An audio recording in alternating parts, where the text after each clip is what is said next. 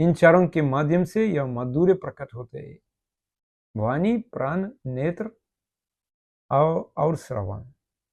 जब श्रीमती राधा रानी अपनी जीवा से श्री कृष्ण का नाम लेती है तो वे प्रेम में पागल हो जाती है।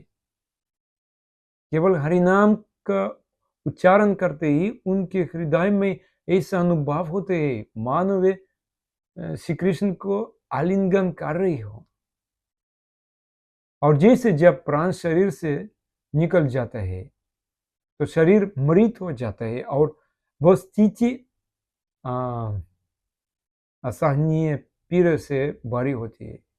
उसी प्रकार जब राधा रानी भगवान कृष्ण के दर्शन नहीं कर पाती तो उनके हृदय में वैसी ही असहनीय पीड़ा उत्पन्न होती है। क्यों? क्योंकि कृष्ण ही उनका जीवन है। जल में, आकाश में, हर स्थान पर श्रीमती राधा रानी केवल कृष्ण को ही देखती है, केवल कृष्ण को दर्शन करते हैं।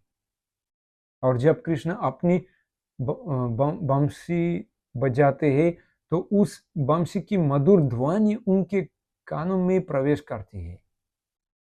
आप समझने की कोशिश कीजिए कि वाणी, प्राण, नेत्र और श्रवण, इनके द्वारा कृष्ण अपनी संपूर्ण माधुर्य के प्रकट करते हैं।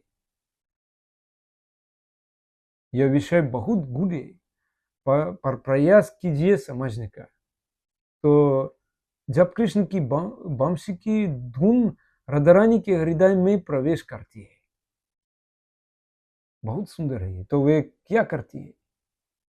तुरंत कृष्ण की ओर दौड़ पड़ती है। संस्कृत में इसे अभिसारा कहा गया है, अर्थात प्रियतम से मिलन के लिए दौड़ पड़ना। यही राधा रानी का भाव है उस समय व्रज में। जयदेव गोस्वामी ने भी इस भाव पर एक गीत रचा है, लिखा है।